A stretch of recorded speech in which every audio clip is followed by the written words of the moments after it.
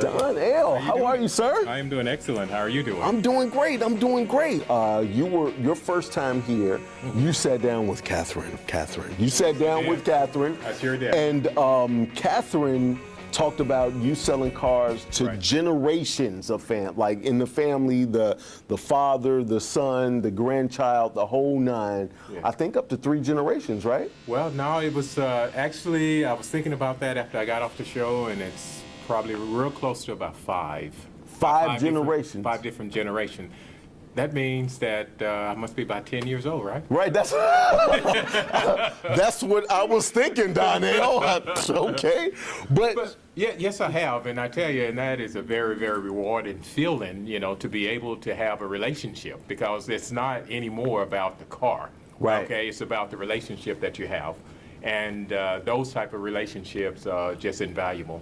Okay, you get a chance to go to the weddings, you get a chance to go to see some of the kids when they start to play ball, get married, you know, go to the prom. So it's so many things. So many things. So, but let's talk a little bit about the safety on some of these vehicles. Absolutely. Okay? And I was going to say, within that 5 generations, Yeah. the evolution of the technology and safety in those cars. Just immense. Absolutely, absolutely. Yeah. So tell me some of the new stuff that's going on right now. Well, you know, if you had me up here probably about 5 years ago, what I would be talking about is probably the Bluetooth, you know. Sure. Telling you about the Bluetooth. Now, everybody say, well, hey, look, that should be standard in the vehicles. And in most vehicles, they are standard. Okay. You know, so I want to talk about some of the things that they are coming with now and things that they're doing now. Okay, talking to the mic. You know, I'm seeing you holding your tablet there, and there are times when you're going to need to charge your tablet and charge your smartphone. Yes. All you do is just lay it on your console in your vehicle, and that automatically starts the charging process for you.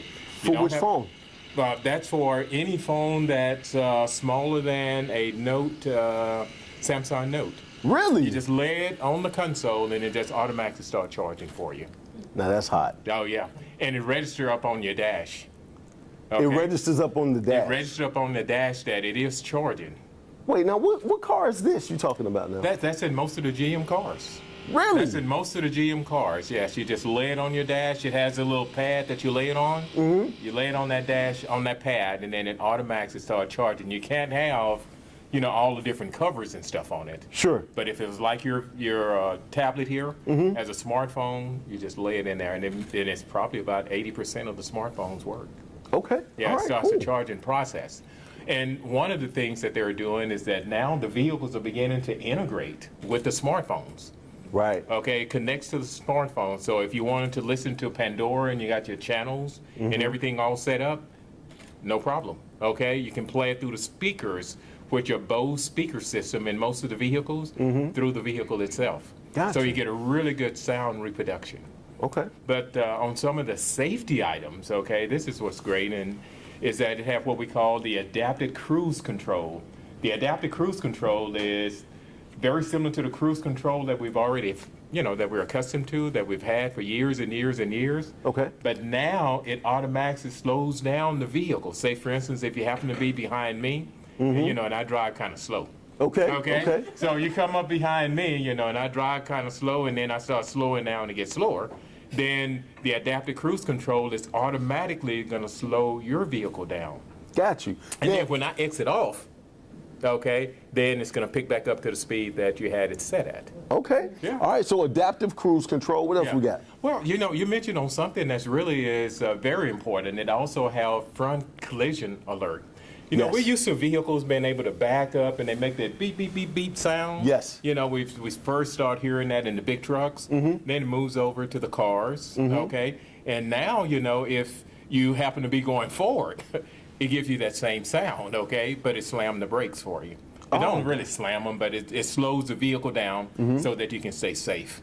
Got All right. you. So, but before it does that, it shows you on the screen, on the dash on the vehicle, it gives you a green or red picture of a vehicle to let you know that you get close to this vehicle here, you know, and you got a vehicle in front of you, so that you in turn can be alert, you know, so that you can say, wait a minute, let me start slowing down. Maybe there's, you know, maybe something is going on up there.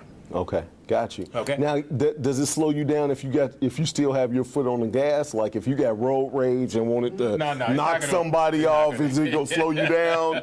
Is it just gonna be like is the picture on the windshield gonna be like a dude with a broken neck, like you danger? Like is it that type of situation? It is not gonna override you. Okay. Okay. All right. You're the final decision maker on all of that. Right. Okay? All right. So, Cool. But also the other thing is that when you're driving down the street, okay, and you're cruising, and all of a sudden the vehicle starts to veer out of your lane, or you start to veer out of your lane. I mean, it automatically pulls you back into your lane. It don't drive the vehicles for you, but there's there are some vehicles that are self-driving, okay, that we've been seeing on television. But now the majority of the vehicles, it pulls yourself back into that lane to get you centered into that lane. Again, if you want to force it over to that other lane, no problem, okay? But it's going to let you know that you're traveling over into the other lane. You can also set it where your seat vibrates. So it gives you a good little vibration, just in case you sleep. Right. Just in case you're nodding a little bit, okay? Right. It gives you a little vibration, okay, versus a sound, so that you know that, hey, look, I'm drifting into the other lane. Got you, okay. And it gives you then you also have a number of just warning lights, okay? Not an overkill situation, but a number of warning lights, so that if you happen to have a blind spot, somebody sitting in your blind spot while you're driving down the street, that you know that they're there, Right. and that you don't automatically just turn on them. All right. So not enough lights to give you a seizure or anything while you drive. Okay. No. All right. Just want to make sure. Yeah. What else we got? Well, you have on top of all of that, you have. Let's go back to the integration with the cell phone. You have a group of apps called CarPlay. Okay. Okay, usually on Apple phones or whatever. Now, all of those apps could be played or displayed, okay, on the dash of your vehicle in your 80-inch screen that you have on the front end of your dash.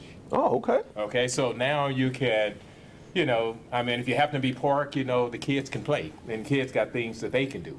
Absolutely. Okay. You have Blu-ray DVD players that could be put into the vehicles now. It used to be just regular DVD players. And they give you just good picture quality, good sound quality. You think you're in a theater, and it's the greatest babysitter.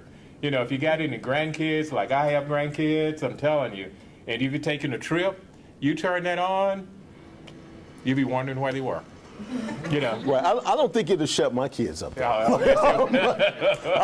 You've not met my kids. I'm bringing my kids by your house. I know his wife. Hey, Miss Wanda Wolfe, I love you, and I'm bringing the kids by. Okay. All right. Anything else before you go? It's just a number of different things, and it's accelerating. But the great thing about all of this, all of this technology, it is so friendly. Right. See. Before in the past, we would have technology and you have to be kind of a scientist to be able to operate it. Right. But now it is just so simple. It's to the point where if you just bought a vehicle and you took it home, within a matter of hours, you'll be acclimated to it. Got you. It could be tailored to you, tailored to your voice, it's just that simple now to operate all of those features now. Okay. Well, Donnell, if you want to get a test, or if you want to test drive a car with Donnell Wolfe, how can they contact you, sir? Okay. I could be reached at 281-914-3187. That's my cell number. But I work out of Ron Carter Autoland, the original store that's located in Alvin, Texas, off of 528. Cool. Everybody give it up for Donnell. Thank you, sir. Thank you very much. All right.